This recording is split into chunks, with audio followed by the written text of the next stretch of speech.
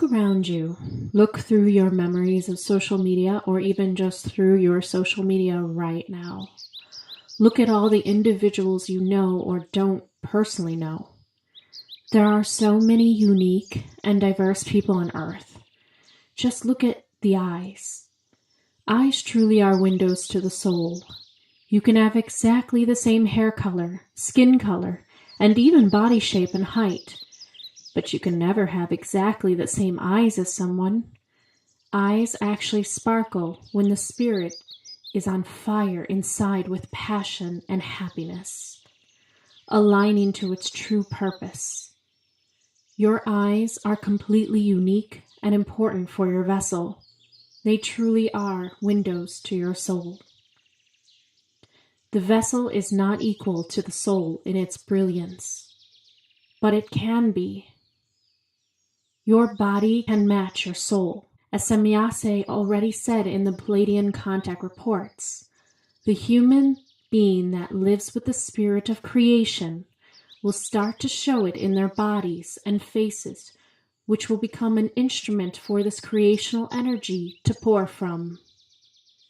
As she was saying, there is a point of alignment when your body connects to your soul, and you start to glow with an individuality that cannot be mistaken and is recognized by others. It does not matter if it does not fit society's standards of beauty or of geometrical, numerical shapes of symmetry. It is about the soul shining through in its authenticity that is blinding like the sun. Everyone is right. You cannot help how you were born and came into this world without surgery. But you can match your immortal, shining spirit with that body and still shine with the stardust inside of you radiating forth, bringing you to a fulfillment of life when your soul matches your physical reality that you create around you. So, what is a soul really? Tolkien stumbled upon a brilliant revelation within the Silmarillion notes on the creation of Arda. There was Eru, the One, who in Arda is called Iluvatar, and he first made the Ainur, the Holy Ones, that were the offspring of his thought, and they were before aught else made, and he spoke to them propounding themes of music, and they sang before him, and he was glad. But for a long while they sang each alone, or but few together, while the rest hearkened. And for each comprehended only the part of the mind Iluvatar from which he came. Which means, if Eru Iluvatar is the central hub of consciousness and life source energy, then we are like the Ainurs, the thought forms that then manifested into their physical bodies to represent the part of the mind that they came from. So a soul is essentially a particular vibration of frequency that emanates from the central hub of consciousness. You are the way you are because you come from that part of the collective mind that you represent. In a way, you cannot help from what level of consciousness and perspective you come from, the central source of consciousness, but you can always change and recreate yourself at will when you become aware of the unlimited power of your soul. People in this world are all so different, and that is because they physically vibrate differently as different miniature gods and goddesses on earth.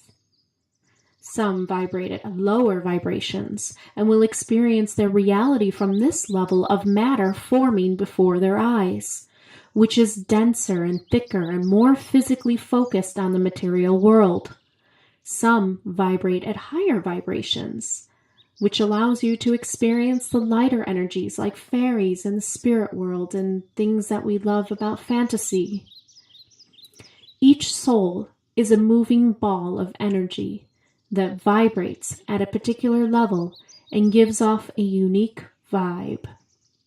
It is what makes each perspective unique, each person so different, and each story their very own. It enters into a physical vessel to be born into the material plane of reality. But in death, this soul goes back to the central source of consciousness to be redistributed again. According to all that you have learned in the last lifetime, you will move to what suits you accordingly. I want to say something about those souls who project a darker, demonic vibration in the world to tempt or scare and induce a bit of adrenaline rush in others. These people look towards Lucifer or Satan as their symbols of identity. This is because they come from that part of the prime source that created that vibration and essence in the first place. In a way, they cannot help how they come into the world and what dark things they are into. But you will find that many of them, most of them, are truly loving souls and people who have a glowing soul just like you. The light side of the collective mind is becoming just as popular now. Fairies, mermaids, unicorns, and all true beings of light are being expressed from physical vessels on earth right now, just as much as the darker images of dark witches or demons and vampires.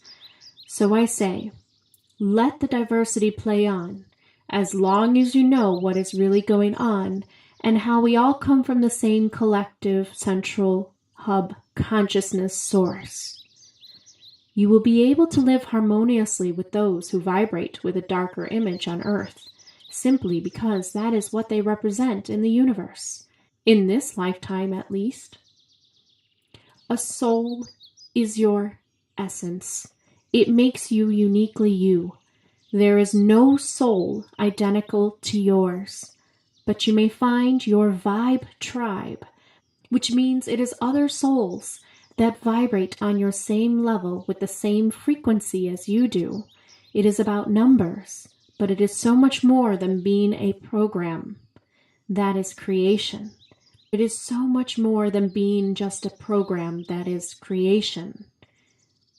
It is a spiritual intelligence, nothing designed from electrical circuits and motherboards, but nature and organic, ever moving and expanding and growing.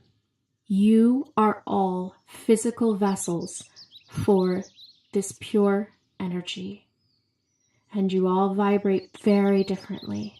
And it is about trying to bring your vibration into harmony with one another.